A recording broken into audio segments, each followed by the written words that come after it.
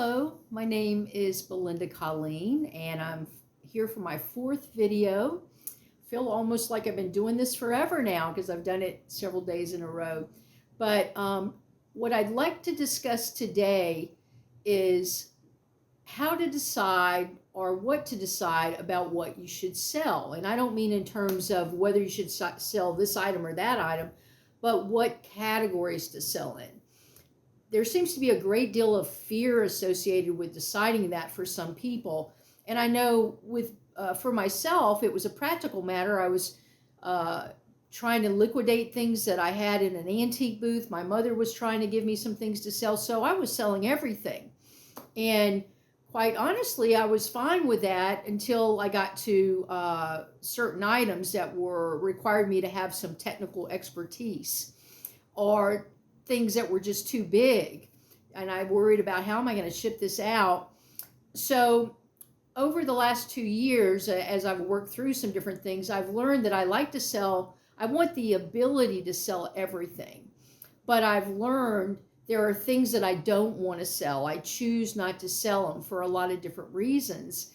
And I think I mentioned on one of my earlier videos that I choose not to sell electronics because I don't have a comfort zone there. Even though I enjoy electronics, I obviously use them. When it comes time to test them, and then when I have to worry about returns, or I'm scared they'll break, or I'm not even sure I tested them properly, I don't feel confident as a seller selling those items. And whatever I sell, I want to feel confident about it. I want to feel good, like I know that I'm delivering a great product, and I know that it's going to work.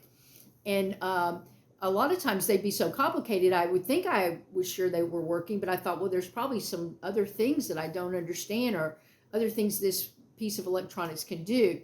And people are so picky about those things, of course they should be, that I just didn't want to get into that business. I tiptoed in, put my toe in the water, based on some information I got from another YouTube seller who was like, oh, this stuff's great, you can sell it all day long. And I thought, okay, great, I'm going to jump in there and I'm going to sell that stuff. Well, I learned my lesson fast. I had a lot of returns. I had questions I wasn't sure how to answer. It took up a lot of my time. I think if I were one of those people that loved electronics and enjoyed learning about them and dealing with them and playing with them, then that would have been fine. But I am not one of those people. I'm one of those people, show me how to use it. Not, well, let me tell you about it. It does this and this and this. I'm not that person. I don't care. It's kind of like, tell me what it can do for me. And beyond that, I don't really care what it can do. So I'm obviously not into technology the way some people are. And those people, it's great they're out there selling this stuff for good prices and they can help their customers. But obviously I bowed out of that. But I still consider myself to be an everything seller. I didn't see any reason to limit myself, especially since I'm on since I'm on eBay mostly. I can sell almost anything, and if there's anything really big, I can sell it on Facebook. I have sold a couple of things on Facebook Marketplace, but honestly, I felt that was a huge hassle. I still see it as a resource if I need it, but I'm not going out of my way to buy things to sell on Facebook Marketplace because it just seems too complicated to me. I like the ease. And of course, we all know if you've sold on Facebook, it's not always easy. But at least I can put something up, I can sell it, and then I can ship it, and it's a done deal. The idea of having to meet someone in a parking lot doesn't thrill me, although I'm sure you can make it safe and everything. And I did see a video where a gentleman just trusted people to bring him and put him on his doorstep because he had cameras out and he could see their the number, the tag number on their car, and told him to slip the check under the door. And I thought, well, that's a great way to do it. And kudos to that guy. I thought that he was brilliant to come up with that idea. But I don't really, as a female, I don't want people coming to my door. I don't like them knowing where I live necessarily. Even though, my address is obviously out there on eBay, but for local pickup, it just seems a little scarier to me. But I'm an older woman, and older women, the idea of just people coming to my door. I don't like that. And what if they aren't happy with it? Are they going to come bang on my door someday and say, I didn't like this product, I demand you give me a refund? I mean, I don't know. It just seemed like it might open up some avenues for problems that I didn't want to deal with. Anyway, I think that it's a personal decision what you want to sell. I leaned into clothing because I'm the most comfortable with it. And because I have a lack of storage here, I thought it made sense for me to deal with clothing because I can put a lot of clothing. I've got 1,225 items up right now of clothing, mostly. I mean, I'd say out of that, it's probably 1,100 pieces of clothing and 125 other items that might be kitchen items, a little bit of artwork, some barware, things like that, just little things that are easy to store in your house. And in fact, some of them I like so much, it's like, well, they're used, so I'm going to use them. And then when they sell, I'll be happy to wrap them up and send them off. But if they don't sell, I'll use them until they sell. That's kind of fun. I like that aspect of reselling used items. I think that's kind of interesting. So, but I really believe the things that you have to decide is, what are you comfortable with? What do you think you can make money with? I mean, some of it may even have to do with what part of the country you're in, as to some of the items that you might want to sell. Like when I first started selling, my mother had a lot of the Mexican, Spanish turquoise type jewelry. That sells really, really well, but it's harder to get if you're out west. She got some of it in Sedona, Arizona when she was out there, and then she wanted to get rid of it. So I sold it and it sold great. And I thought, wow, I'd like to have a whole bunch more of this. Well, it's easy to find out there, not as easy to find on the East Coast. I mean, you can still find it. A lot of people love turquoise and they wear it, but especially the stuff that's, that's signed and everything. That's what she had. And there was a huge market for that on eBay. So you kind of have to learn about the area that you're in. I noticed that one of and what's available, that's really a lot of it. What's available where you are. For instance, I picked up at a yard sale a man's, one of those rubber suits that you wear when the water's really cold.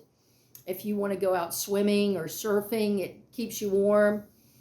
It was a weird buy, but it was brand new, and I thought, what the heck? And I looked it up and I thought, wow, this is pretty good. And I've had some activity on it. It's been listed 60 days now, and I've had a lot of viewers and a couple of watchers, but I haven't even had one offer yet, so I'm not sure that was a great purchase. But I often think that sometimes, depending on where you live, it might be a better purchase. Like if I were on the Pacific Coast where the water's colder than it is on the East Coast, I bet that would have sold by now, just like ski things. I bought a pair of ski pants one time. I'm sorry, my eyes are itching. I keep scratching them.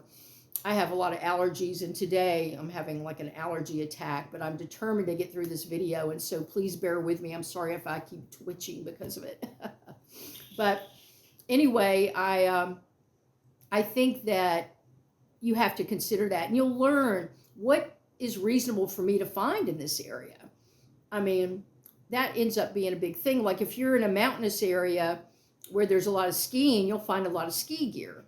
And ski gear probably sells real well in that area. And people that buy ski gear would probably rather buy it in the ski areas because the shipping would be cheaper to go from that local area than for me in Georgia, which is not a ski area. I mean, there's a little bit of skiing in North Carolina and up, on the East Coast in some of the mountainous areas, but not that much. It's all, from what I've been told, and I've been skiing twice in my life, so I don't know that much about it. It's all ice, or it's a lot of ice. And, you almost have, everybody says the ski snobs, you have to go out west if you want to ski properly on, powder snow and all that. Well, based on all this information that I've gotten, and the fact that I know that it's ice because I've fallen on that ice many times, and I don't think it probably is the best place to ski. I think that I'm not in a primo area to sell that type of thing. Now, other types of sporting things, like things related to softball and baseball and golfing, I think that's easy to sell in this area. And I actually like to sell sporting equipment as long as it's not too hard to wrap. I think pretty much gave up on golf clubs because they're very complicated to wrap just because of the length of them. But I sell ball gloves really well, and so that's a good thing. And I think people play softball all year round here, depending on the league or whatever. But of course, pickleball is a big deal. But I have a hard time finding pickleball stuff that's not junk. Like people get rid of the junk and they move up and they buy the nicer stuff as they get better. Same with tennis. I'll buy tennis wear. I'll buy skirts, which is, you probably know, it's if you sell clothes at all, or if you sell women's clothes especially, it's a skirt with like the shorts underneath that you play tennis in or pickleball in. Women wear those. So, those kind of things I like to sell. And but I have chosen clothing. But there have been times where I get bored with clothing because it's so tedious and you're going through all this stuff. And if I enjoy looking at other things. And so I think, well, if I find something, like I sold a beautiful chess set, and I like chess sets. So I found this beautiful chess set and I thought, I'm going to sell that. That is just gorgeous. And I sold it in like 2 weeks. It was a real pretty one. And it was made out of crystal. I mean, it was really gorgeous, and I did pretty well with it. I can't remember what I sold it for, but it was a good purchase. I didn't pay very much for it at all, and I sold it for quite a bit. But I think what you sell has to line up with what you're passionate about or what you feel that you have some knowledge about. Now, we all end up, being slaves to the metrics and the demand, but at least if we start off knowing a little bit about something, it does help. It helps with our confidence, if nothing else. It helps us know what to expect, or, who's going to buy this, that type of thing. And maybe even seasonality comes into play on some of this stuff. But when I hear people saying, I don't know what I should sell, maybe I should sell CDs or albums. I mean, there are people making a living selling albums. Now, I do have a record player. I'm nostalgic. I have a few records, but that is extremely competitive, and you would have to find a way. You'd probably have to buy estate sales and go buy 50 records at a time. I have a feeling. And some of them, of course, it's like finding a diamond in the rough, though, to find an old Beatles record or an old Elvis Presley record or some of the greats, an old Rolling Stone.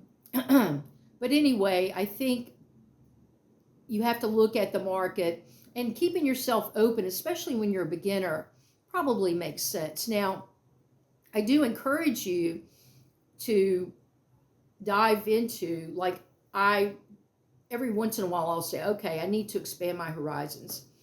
I need to learn more about men's clothes. That's what I decided. I need to learn more about men's clothes. I know a lot more about women's, but the men's clothes, at least in my experience, can sell for more, and they seem to have a less likely chance of being returned. That's just a guess. I haven't, documented that with clear numbers. But, whereas I might get $25 or $30 for a basic pair of women's loafers, with men's I might get $40 or $50. And I'm like, okay, that's better. I like that. Of course, it's a little harder to find men's stuff, though. There seems to be tons and tons, endless amounts of women's clothes out there, and not as many men's clothes. So you have to make more of an effort on the sourcing side, but it does pay off, I think. So I used to be like 99% women's clothes, 1% men's, and I'm shifting that a little bit. And so far, this experiment that I've been doing has solidified my feelings about the bias that I have in favor of men's clothes. The fact that they go for more typically, and that they're less likely to be returned. Plus, another thing that I like about men's clothes and selling them is that their sizes are more standardized. I mean, when a man's slack says 32, 34, you can kind of live by that. And if you put it out there, men are going to be like, okay, that's my size. I know that's my size. So the good news is it's much more standard. But with the women's clothes, there's not much standardization at all. I mean, an extra large in one woman's top might be the same as a medium in another woman's top. The brands make such difference in how big the clothing is, And of course, when you throw junior sizes in, they tend to be even smaller. So I think with women's clothing, you really are going to have to measure always, constantly. And with men's clothes, depending on what it is, I don't always measure it because their sizing is much more standard. I'm not saying it's perfectly standard because I don't know if there's such a thing, but it's much more standard than women's clothes. And I will say I've only had one thing returned from a man, or a piece of men's clothing, and he just said that he didn't like the material. So I don't know if it fit or not. He didn't use that as an explanation. He said that the material was itchy or something weird like that, and I'm like, okay, just send it back. And I actually ended up reselling that. So that was kind of nice. I really, really liked that. I feel like I probably still barely made any money on it, but at least I didn't lose money because I resold it.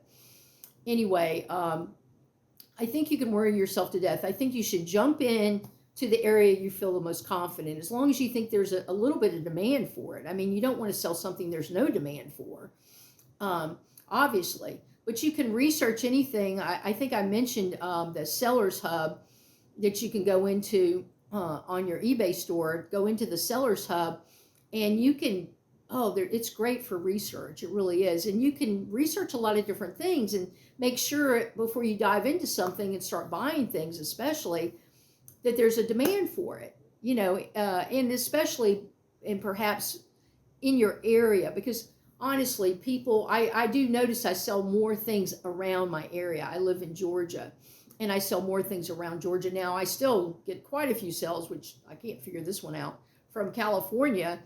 And I thought, well, maybe it's just because it's such a huge economy, and there's so many people there that they're just buying wherever they can. But I tend to sell more on the East Coast, which makes sense to me because they're paying less for shipping, and if they're out west somewhere, they can probably get a better deal on something that's more of a basic item. But there again, and you'll have to decide once you start selling clothes, like for instance, the preppy clothes are nice because they're evergreen. And I love to sell preppy clothes because that's partly my taste, although I wouldn't call myself preppy, and I'm certainly not rich enough to be a preppy. But I like that style of clothing. It's basic. The lines are simple. The colors tend to be basic colors, and you can mix and match them real well. And that just suits me, and especially at my age. Now, every once in a while, I'll get a wild hair, and I really enjoy some of the bright spring colors that are much more, like neon colors or whatever, or floral patterns. And occasionally I'll like, the Lily Pulitzer look, if you will. Occasionally I'll want something a little wilder like that, especially in the warm months, if I'm going to go to the beach or something like that. But anyway, when you're trying to decide, don't tear yourself up over it. Pick something, try it out. If you decide you don't like it, you won't know till you try it. I think so much of reselling and starting any new business is being open to trial and error. And you've got to be willing to make mistakes. You've got to give yourself permission to make mistakes and not be hard on yourself about it.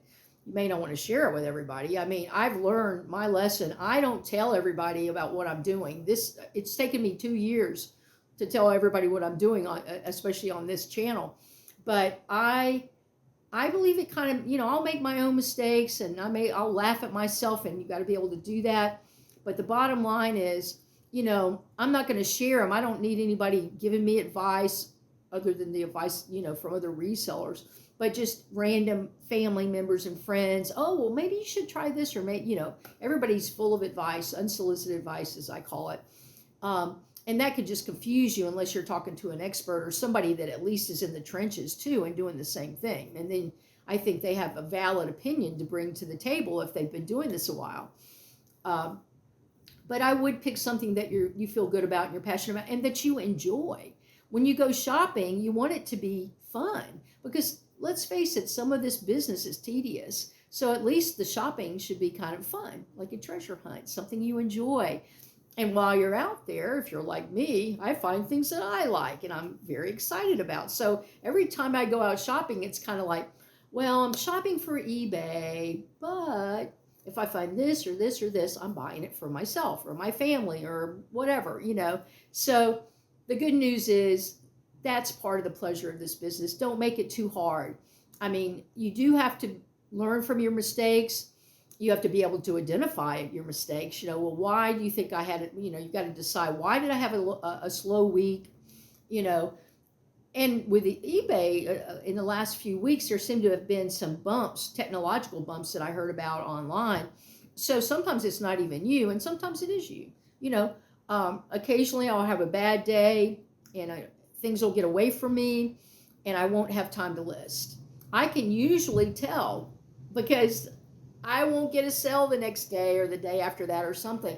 It'll slow down, and then as soon as I list again, it'll pick back up. So I can't say for sure because this whole algorithm thing is a little confusing, but everybody seems to agree, all the experts that are making a lot of money, that there is a correlation between the activity you put in and the traffic that you get, which leads to sales. So just know that, that you do, to a degree, get what you put into this. And I kind of like that. It's not always a perfect correlation.